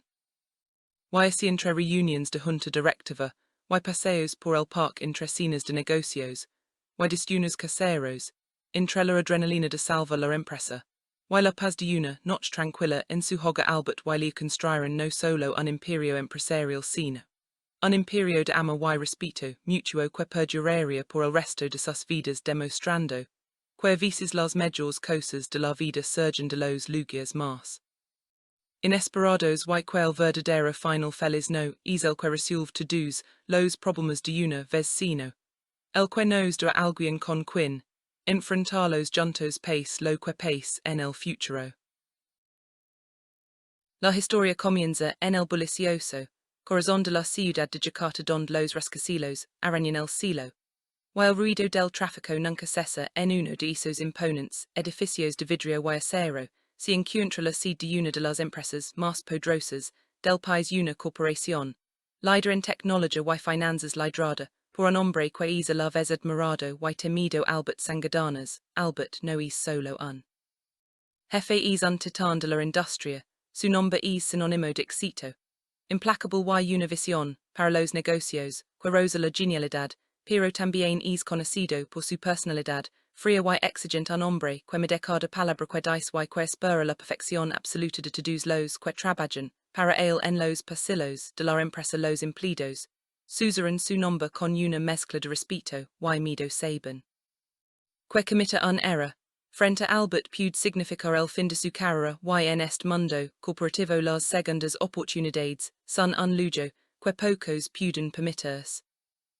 Lejos de los reflectores y el lujo de las oficinas ejecutivas, vive un joven de 20 tantos años, cuya vida es un constante esfuerzo por lograr fin de mis leo crecio, en un barrio humilde de las afueras de la ciudad, su madre una mujer viuda y trabajadora incansable dedicó su vida a criar a leo y a sus dos hermanos menores trabajando desde antes del amensa haste dispares del anochecer, en un pequeño puesto de comida en el mercado local. Leo nunca olvidó los sacrificios de su madre y desde mi pequeño entendió que la única manera de cambiar su suerte era a través del estudio y el trabajo duro se esforzó en la escuela y logró obtener una beca para estudiar administración de empresas en una universidad decente, aunque no de las más prestigiosas dispares de graduados. Leo pasó meses enviando currículums decenas de empresas enfrentando el rechazo y la indiferencia una y otra vez. Finalmente, dispares de mucho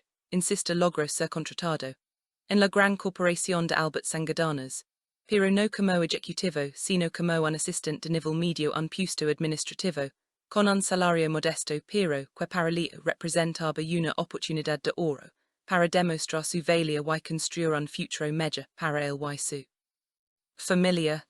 Los primeros meses de Leo en la empresa fueron de aprendizaje y adaptación. Aprendió a navegar por los complejos sistemas de la compañía, a lidiar con los diferentes departamentos y a soportar la presión de los plazos ajustados, pero su vida cambió drásticamente el día que el asistente personal de Albert renunció de manera inesperada, dejando un vacío que necesitaba ser llenado de inmediato. Los altos ejecutivos buscaron en los archivos del personal a alguien con el perfil adecuado, alguien que fuera organizado, discreto, y que no tuviera miedo al trabajo duro para sorpresa de todos. La mirada recayó en Leo, un empleado joven y relativamente nuevo que nadie en la alta dirección conocía personalmente, pero cuyo expediente estaba lleno de notas positivas sobre su dedicación y su habilidad para resolver problemas sin hacer ruido.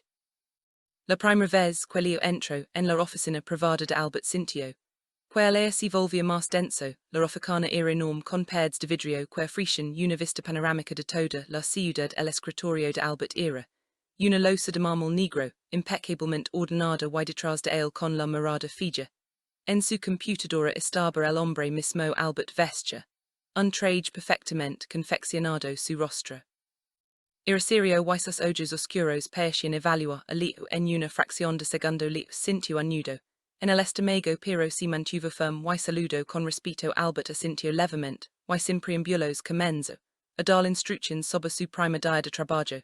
Su voz era profunda y monótona, sus órdenes precisas y sin espacio para la duda. Desde ese momento Leo se convirtió en la sombra de Albert, encargado de organizar su agenda interminable de reuniones, gestionar su correspondencia, filtrar sus llamadas y asegurarse de que todo en su universo corporativo funcionara como un reloj suizo.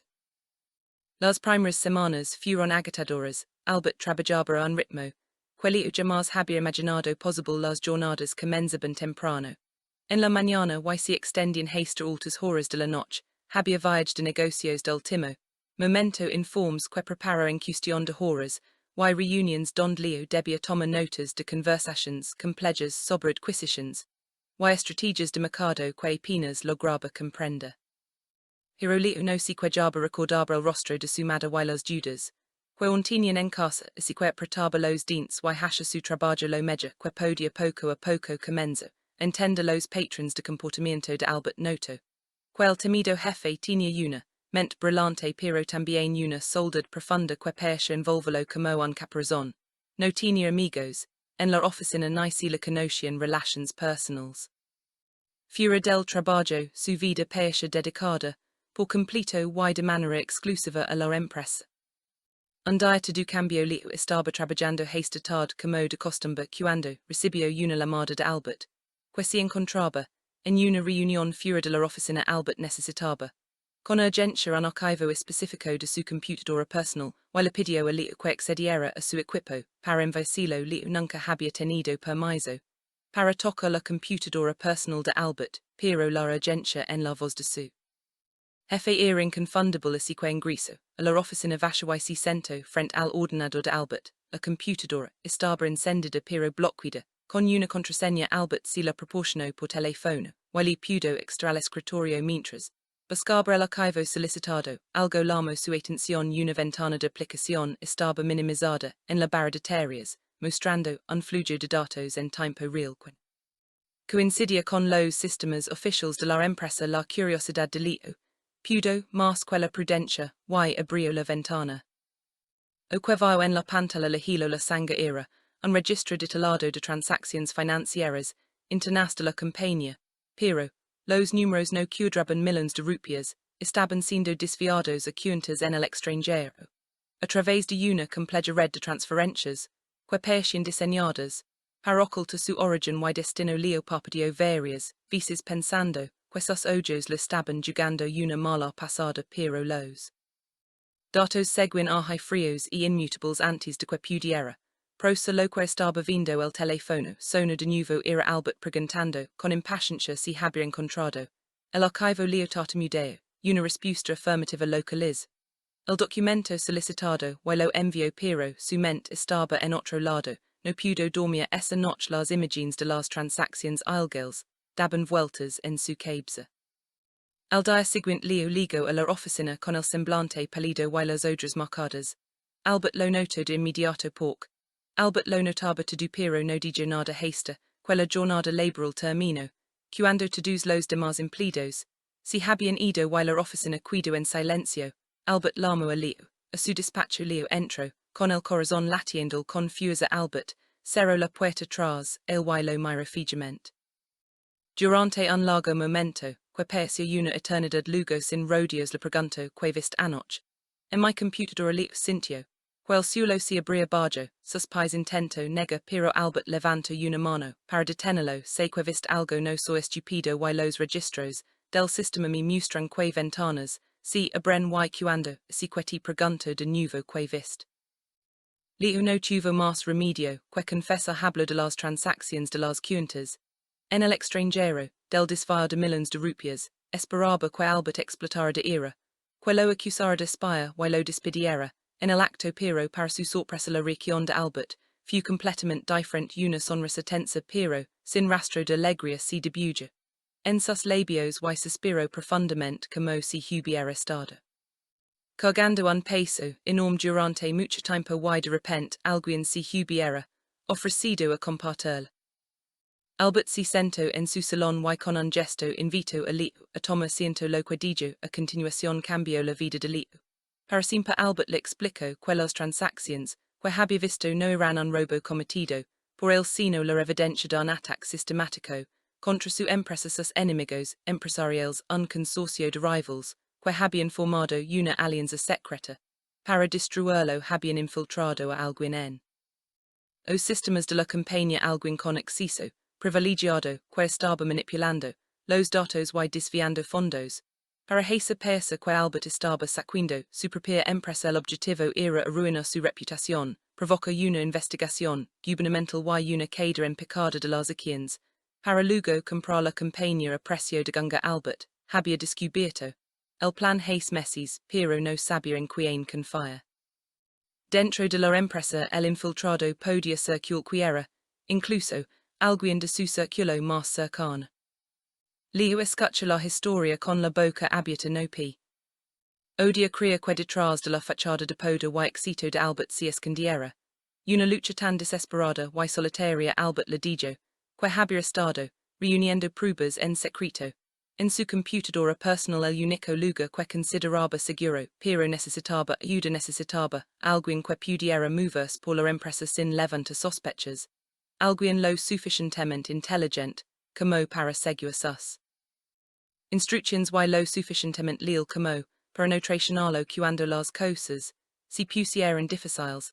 Elbert le ofreció a Leo un trato, lo ayudaría a descubrir al infiltrado y desenmascarar a los enemigos que estaban detrás de todo a cambio de su silencio absoluto. Y su ayuda incondicional. Leo tenía miedo, sabía que meterse en algo así era extremadamente peligroso. Estos no eran simples ladrones de oficina, eran poderosos empresarios con connections y recursos capaces de destruir cualquiera que se interpusiera en su camino, pero también pensó en su madre, en sus hermanos, en todas las oportunidades que la vida le había negado por ser pobre, y pensó que tal vez esta era su oportunidad de demostrar que valía para algo más que para hacer café y organizar agendas, así que después de un minuto que se sintió como una Leo miró a Elbert a los ojos y aceptó el trato.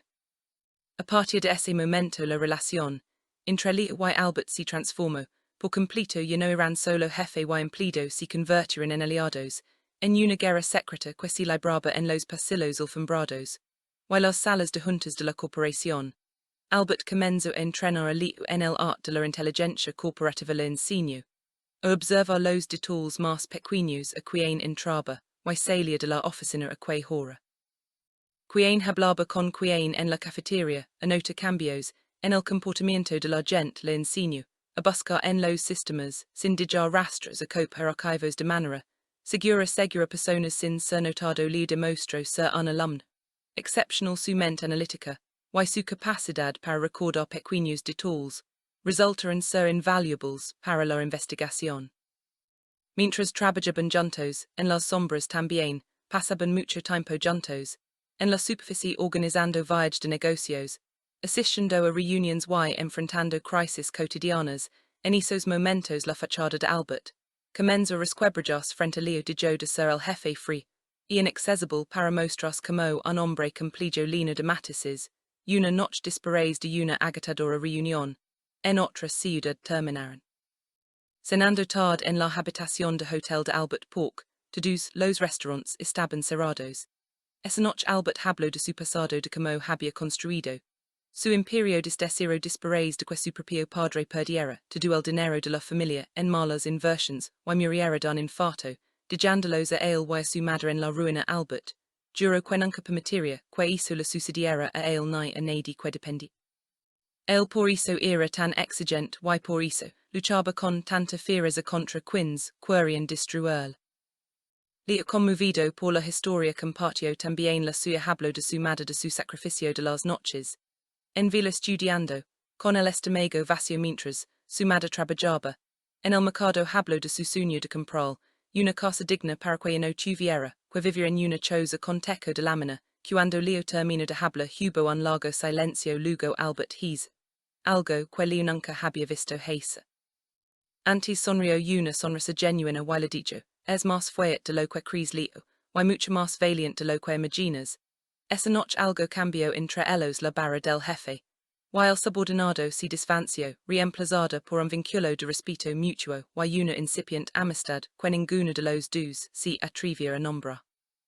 Investigación continuó y las piezas del rompecabezas comenzaron a encajar después de semanas de seguir pistas falsas y callejones sin salida. Leo finalmente identificó al infiltrado. Era un hombre de confianza dentro de la empresa, alguien que trabajaba directamente con Elbert desde hace más de una década. Su propio jefe de seguridad informática, un hombre llamado Beauty, que siempre había sido leal y efficient. Beauty era quien había diseñado los sistemas de seguridad de la compañía y por lo tanto era la única persona con el conocimiento While exceso necesario para desfiar los fondos, sin ser detectado durante tanto tiempo, cuando le presento las pruebas a Elbert la decepción, while era en sus ojos, fueron difíciles de ver Elbert había confiado. En beauty más que en casi, nadie lo había ascendido, lo había defendido, while lo había considerado un amigo. Con el infiltrado identificado ahortinian, que descubría quiénes eran los verdaderos cerebros detrás del complot, los enemigos, que movían los hilos, desde las sombras Elbert while sabían, que si confrontaban a beauty directamente él podría destruir las pruebas, restantes y ellos nunca podrían probar nada, así que diseñaron un plan le siguió a beauty durante varios días hasta, que lo via reunidas en secreto con un hombre en un restaurante de lujo. En el centro de la ciudad le tomó fotos, discretamente desde una mesa cercana al hombre con quien beauty siriana era un conocido magnate de la industria, un rival de Elbert, que siempre había mantenido una fachada de respeto público hacia el pero, que en privado codiciaba su empresa y su posición en el mercado. Armados con las pruebas de las transacciones, las fotos de la reunión secreta, y un registro de las comunicaciones entre beauty y el magnate, quello había logrado obtener hackeando el teléfono personal de beauty, con la ayuda de un experto en seguridad, que Elbert conoce de sus años de juventud tenían todo lo necesario para exponer el complot, pero Elbert no quería solo exponerlo, quería destruir a sus enemigos de una vez por todas, quería que pagaran por cada momento de angustia, que le habían causado a él y a su empresa, así que decidieron tenderles una trampa. Elbert filtró información falsa sobre una supuesta debilidad financiera de su compañía, una información que sabía que llegaría a oídos del magnate a través de beauty. La información falsa indicaba que Elbert estaba desesperado por conseguir un préstamo urgente para evitar la quiebra, lo que haría que el magnate acelerara sus planes de adquisición hostil mientras tanto Leo y Elbert prepararan un informe detallado con todas las pruebas reales y lo entregaran a las autoridades reguladoras del mercado de valores, y la policía especializada en delitos financieros todo estaba listo para el momento del golpe final. El día señalado luego el magnate confiado en su plan convocó una reunión de emergencia de la junta directiva de la compañía de Elbert, con la intención de presentar una moción para destituir a Elbert basándose en las supuestas pruebas de mala gestión y desvío de fondos que beauty había estado fabricando durante meses. La sala de juntas estaba llena de abogados inversores y miembros de la junta. La tensión se podía cortar con un cuchillo cuando el magnate comenzó a hablar presentando sus acusaciones contra Elbert. Todos los presentes miraban a Elbert esperando verlo derrumbarse, pero Elbert permaneció impasible con una expresión de serena confianza en el rostro. Cuando el magnate terminó su presentación y exigió la renuncia inmediata de Elbert, se puso de pie lentamente, se ajustó la corbata y con una voz firme y clara dijo antes de que tomen una decisión me gustaría presentarles algo. Yo también tengo una presentación que hace Elbert activó el proyecto y en la pantalla gigante comenzaron a aparecer las imágenes de las transacciones fraudulentas, los correos electrónicos interceptados, y las fotografías de beauty reuniéndose en secreto con el magnate. El silencio en la sala se volvió absoluto cuando la magnitud del engaño se hizo evidente para todos. El magnate palideció y beauty que estaba presente en la sala intentó pero dos agentes de policía que habían estado esperando fuera entraron en ese momento y lo detuvieron antes de que pudiera llegar a la puerta. El magnate intentó negarlo todo, pero las pruebas eran abrumadoras y incontrovertibles. En cuestión de minutos, pasó de ser el acusador a ser el acusado. Los miembros de la junta directiva indignados por haber sido engañados votaron unánimemente para expulsar al magnate y a sus socios de cualquier relación comercial con la empresa y para respaldar plenamente a Elbert. La policía se livró a beauty espesado y al magnate. También aunque este último intentó usar sus influencias para evitarlo, pero las pruebas eran demasiado sólidas y la exposición pública demasiado grande, su reputación quedó destruida para siempre. Notch dispares de quetadus, si hubieran ido, while la oficina quedara en silencio Albert while si quedran solos, en el despacho de Albert la ciudad brillaba a la barja como en mar de luces, y ellos estaban ali de pie en la cima del mundo, que habían defendido juntos Albert miro alia y por primera vez no hubo ni rastro de la máscara de jefe severo. En su rostro solo gratitud, y algo más profundo que. Leo no. Si atrevio interpreta Albert le dijo, que sin él no habría pedido hacerlo, que Leo había sido mucho más que un asistente, que había sido su aliado su amigo y su salvador Leo sintió una calidez en el pecho, que no podía explicar con palabras solo supo que en ese momento, su vida había cambiado, para siempre que no era el joven pobre y asustado que había entrado, por primera vez en esa oficina ahora ir. Alguien que había enfrentado el peligro y había salido victorioso. Alguien que había ganado el respeto y la confianza de un hombre al que todo el mundo admiraba y temía. Los días siguientes fueron un torbellino de actividad. La prensa cubrió la historia con gratitud. Albert se convirtió en un héroe a los ojos del público por haber desenmascarado una conspiración tan elaborada y Leo apareció en los periódicos como el joven asistente que había ayudado a su jefe a salvar la empresa, pero Leo evitó los reflectores, tanto como pudo no buscaba fama ni reconocimiento, solo quería volver su vida aunque sabía que su vida no podía ser la misma. Albert, por su parte, hizo algo que sorprendió a todos. Nombró a Leo como su nuevo director de operations, un puesto ejecutivo de alto nivel con un salario y responsabilidades que Leo jamás había imaginado alcanzar. En tan poco tiempo muchos en la empresa murmuran que Leo si lo debía todo a su cercanía con el jefe, pero a Leo no le importaba él. Sabía lo que había hecho y como lo había hecho y eso era suficiente para él. Pero lo más importante, que sucedió después de la tormenta, fue lo que ocurrió entre Leo y Albert. Ya no había necesidad de fingir ni de mantener las distancias, si habían visto, en sus momentos más vulnerables, y si habían apoyado mutuamente sin reservas, comenzaron a pasar tiempo juntos fuera del trabajo. A cenar, a conversar sobre la vida más allá de la oficina. Albert le enseñó a Leo cosas que nunca había aprendido, como apreciar el buen vino, o como invertir su dinero sabiamente. Y Leo le enseñó a Albert cosas que había olvidado, como reír de verdad o disfrutar de una comida sencilla en un puesto callejero sin preocuparse por las apariencias.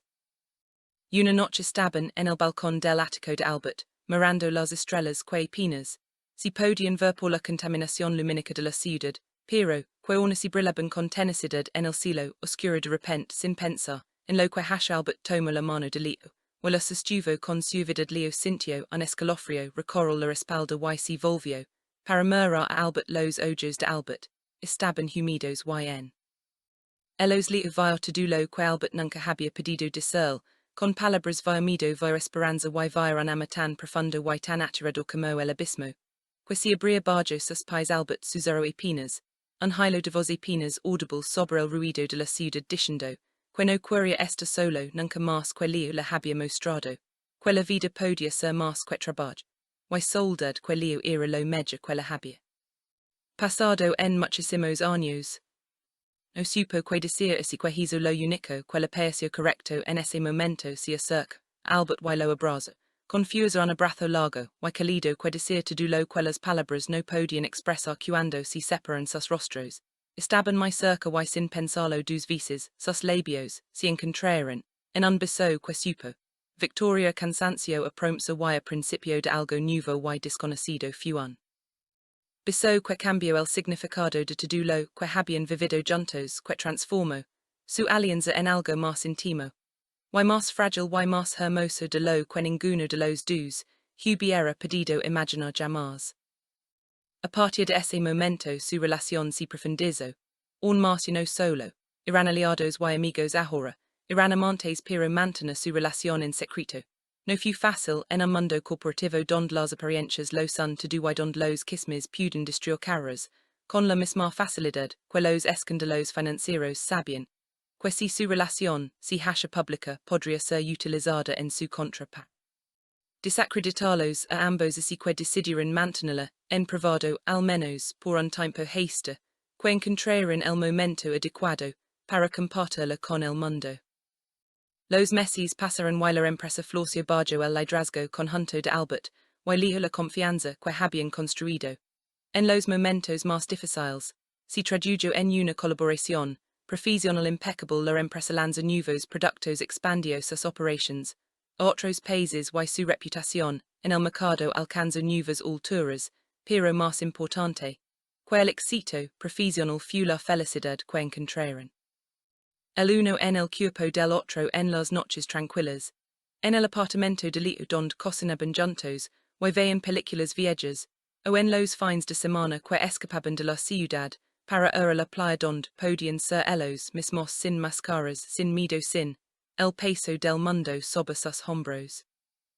Sin embargo, el pasado nunca termina de irse del todo un día, recibieron una noticia, que amenazaba con perturbar la paz que tanto les había costado conseguir beauty el ex jefe de seguridad, que estaba en prisión había escapado durante un traslado y se encontraba prófugo. Las autoridades emitieron una alerta pero no lograban dar con su paradero Elbert, y ellos sabían que beauty los culpaba a ellos por su caída en desgracia y que probablemente buscaría venganza. Vivieron semanas de tensión, y miedo contrataron seguridad privada para sus casas y para la oficina cambiaron sus rutinas diarias, y vivieron con la constante sensación de estar siendo observados. Una noche tarde cuando Leo regresaba a su casa después de una cena con Elbert, su auto fue interceptado por otro vehículo del que bajaron dos hombres armados, que lo obligaron a subir a una camioneta y lo secuestraron. Leo despertó horas después, en un almacén abandonado atado a una silla y con la cabeza golpeada. Frente a él con una sonrisa malvada, en el rostro estaba beauty le dijo, que te do ir.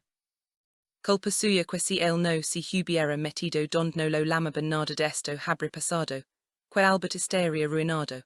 Y que el beauty sería rico, y libre pero Leo había arruinado, todo y ahora iba a pagar por ello. Beauty lo golpeó y lo amenazó con matarlo, lentamente mientras Elbert sufría sin saber donde estaba.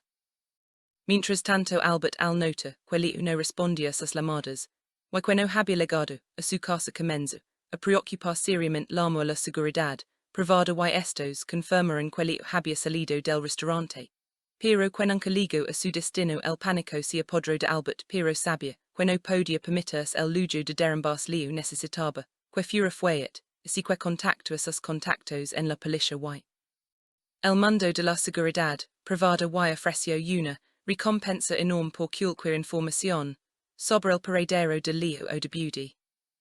Las horas pasaban y la angustia de Elbert crecía. No podía comer, no podía dormir, solo podía pensar en Leo, en su sonrisa, en su forma de fruncir el ceño cuando estaba concentrado, en su mirada cuando lo miraba, con amor y en todo lo que Leo significaba para él. Se dio cuenta en esos momentos de desesperación de que Leo no era solo su peor. Leo era su hogar y sin él no había nada que valiera la pena.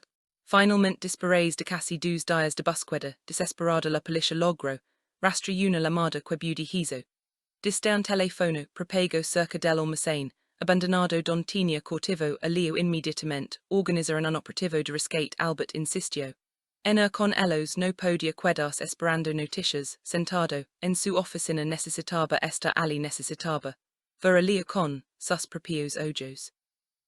El operativo fue rápido y efectivo. La policía rodeó el almacén y entró por sorpresa. Beauty no esperaba un ataque tan coordinado y no tuvo tiempo de reaccionar cuando los agentes irrumpieron por las puertas y ventanas. Intentó usar a Leo como rehén, pero uno de los francotiradores del equipo de élite de la policía tenía un ángulo claro y disparó hiriendo a Beauty en el hombro y haciendo que soltara el arma en cuestión de segundos. Beauty fue reducido y espasado mientras otros agents liberaban a Leo, que estaba débil, deshidratado y magalado pero vivo. Elbert se abrió paso entre los agents y cuando vio a Leo sentado en esa silla con el rostro hinchado por los golpes, pero con los ojos abiertos y vivos, sintió que el corazón le daba un vuelco. Corrió hacia el cierdillo a su lado y lo abrazó con una fuerza que parecía querer fundirlo. Con su propio cuerpo Leo apenas podía moverse, pero apoyó la cabeza en el hombro de Elbert y loro de alivio, de miedo, de agotamiento y de amor mientras Elbert le susurraba una Y otra vez lo siento, tanto, no debí permitir que esto pasara perdoname pero leo, negaba con la cabeza sin fuerzas, para hablar solo quería estar ali. En sus brazos cinchando su cala y su seguridad. Beauty fue arrestado nuevamente y esta vez su condena fue mucho más severa por secuestro tentativa de homicidio. Y fuga además de los delitos financieros anteriores pasaría el resto de su vida en prisión sin posibilidad de libertad, conditional law. Es enemigos de Elbert, que habían financiado a Beauty desde las sombras también, fueron investigados, y muchos de ellos enfrentaron cargos por conspiración, y otros delitos sus imperios comenzaron a desmoronarse uno, tras otro víctimas de su propia codicia, y de su subestimación de Elbert y de Lee. Esperéis del rescate Leo pasó varias semanas recuperándose, en el hospital y luego en el apartamento de Elbert, donde Elbert lo cuidó personalmente, sin permitir que nadie más lo hiciera la preparaba la comida la leer libros. En voz alta para que descansara, la vista la sujetaba la mano mientras dormía para espantar sus pesadillas. Fue un tiempo de profunda intimidad y sanación donde su vínculo se fortaleció aún más si es. Irreposible aprendieron a comunicar sin palabras solo, con miradas y gestos aprendieron a estar en silencio juntos sin que el silencio fuera incómodo, aprendieron que el amor verdadero no se trata solo de los momentos felices, sino de estar presente en los momentos más oscuros, cuando todo lo demás país perdido. Cuando Leo se recuperó, por completo ambos tomaron una decisión importante. Y no querían esconderse habían pasado por demasiado juntos como para seguir viviendo en las sombras. Y si que en una conferencia de prensa convocada, para anunciar los nuevos proyectos de la empresa Elbert tomó la palabra y con Leo, a su lado habló no de negocios sino, de lo personal habló de como Leo la había salvado la vida no una sin.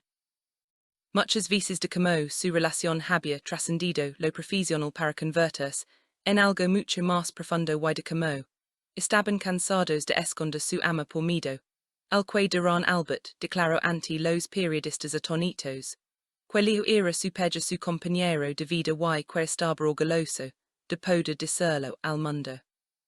La noticia corso reviewlo en los medios, y en el mundo empresarial pero, para sorpresa de ambos la reacción del público y de sus colegas, fue en su mayoría positiva muchos. Admiran su valencia y su honestidad la empresa no sufrió por el contrario, su imagen pública mejoró. Al ser vista como una organización moderna inclusiva y liderada por personas con integridad y core. Elbert y Leo continuaron construyendo su vida juntos, compraron una casa en las afueras de la ciudad, con un gran jardín donde podían descansar. Los fines de semana legos del bolsillo Leo adoptó un perro callejero. Al que amaron Beauty como una broma privada entre ellos para recordar de donde venían, y lo que habían superado juntos, y aunque Beauty el perro era travieso, y siempre estaba metiéndose en problemas le dieron.